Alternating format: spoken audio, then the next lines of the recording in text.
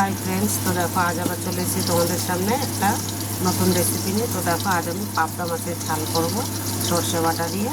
তো দেখতে পাচ্ছ পাবদা মাছ আমি কেটে মানে ভালো করে ধুয়ে পরিষ্কার করে, আজকে মাছগুলো কিন্তু খুব বড় বড় ছিল বাজারে, তো আমি একটু বড় বড় দেখে পাবদা মাছগুলো নিয়ে নিয়েছি। এটাকে ধুয়ে ভালো করে হলুদ লবণ মাখিয়ে নিয়েছি। আর এদিকে আমি দেখো শিলে সর্ষে নিয়ে নিয়েছি, সর্ষেটাকে বেটে নেব। ঠিক আছে, তোমরা চাইলে মিক্সিতেও পেস্ট করতে পারো, আমার কাছে মনে হয় শিলে বাটলে বেশি টেস্ট হয়। তো আমি এবার একে একে করে মাছগুলোকে সব ভেজে নেবো। দেখতে পাচ্ছ আমি মাছগুলো তেলের উপরে দিয়ে দিয়েছি। এবার আমি ঢাকা দিয়ে দেবো, যেহেতু এটা খুব ফাটছে, ঢাকা না দিলে পুরো মরে যেতে হবে, তো বড়ো বড়ো মাছ খুব ফাটে, এই জন্য আমি এটাকে ঢাকা দিয়ে ফ্রাই করে নেবো। দেখতে পাচ্ছ আমি আর একটু উল্টে দিয়েছি, এই মাছটা কিন্তু খুবই ফাটছে। তোমরা যদি কেউ এরকম বড় বড় পাবদা মাছ বাড়িতে এনে থাকো তাহলে কিন্তু ঢাকা দিয়ে ভাজবে, তাহলে একদম চোখ মুখ পুরো কানা হয়ে যাবে।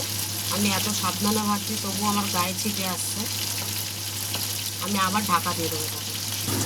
তো দেখো বন্ধুরা, আমার কিন্তু সর্ষেটা পেস্ট হয়ে গেছে। আমি এর মধ্যে কটা কাঁচা লঙ্কা দিয়ে নিয়েছি। এবার এতে আমি সামান্য একটু জল দিয়ে এটাকে ভালো করে একটু পাতলা করে নেবো, যেহেতু কড়াইতে ঢালতে যাতে আমার অসুবিধা না হয়।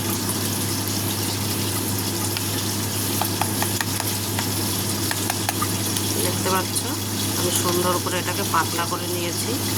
তোমরা এর মধ্যে কিন্তু হলুদ লবণ সব দিয়ে এতে দিতে পারো, আমি একবারে দেবো না, আমি আলাদা আলাদা করে দেবো। চলো এবার দেখা যাক মাছটার কি অবস্থা। যেহেতু মাছটা এত ফাটছে, এটাকে আমার ঢাকা উঁচু করতেই ভয় করছে।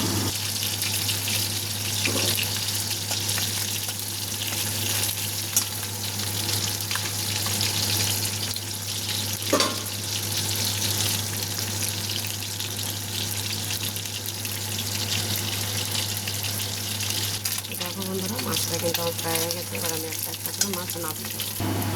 তো দেখতে পাচ্ছ বন্ধুরা, আমার কিন্তু মাছগুলো সব ভাজা হয়ে গেছে। কড়াইতে দেখো অনেকটা তেল আছে, এই তেলেই আমি এবার মশলা দিয়ে দেবো।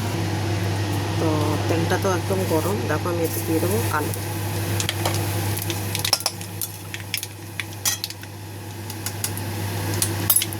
কালো জিরেটা দেওয়া হয়ে গেছে। এবার এতে আমি এখানে যেটা পেস্টটা বেটে রেখেছি সর্ষে আর কাঁচা লঙ্কাটা, এটা আমি দিয়ে দেবো।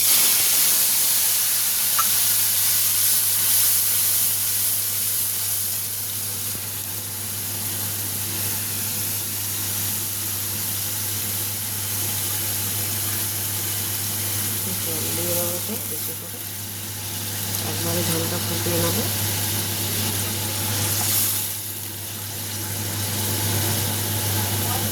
আর একটু যতটা ঝোল হবে সেই আন্দাজে, মানে লোক যতটা তোমাদের বাড়ি সেই আন্দাজে ঝোলটা হবে।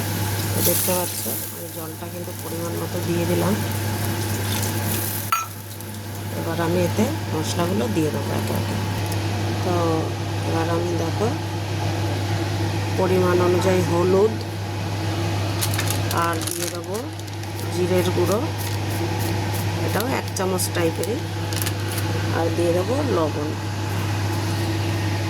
সেটাও কিন্তু পরিমাণ অনুযায়ী। দেখতে পাচ্ছ তোমরা, দিয়ে আমি এটাকে এবার এরকমভাবে মিক্সড করে দেবো।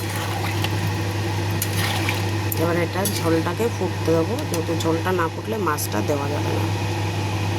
তো দেখতেই পাচ্ছ তোমরা, ঝোলটা কিন্তু একদম ফুটে গেছে এবং ভেঙে রাখা মাছগুলো একে একে এতে দিয়ে দেবো।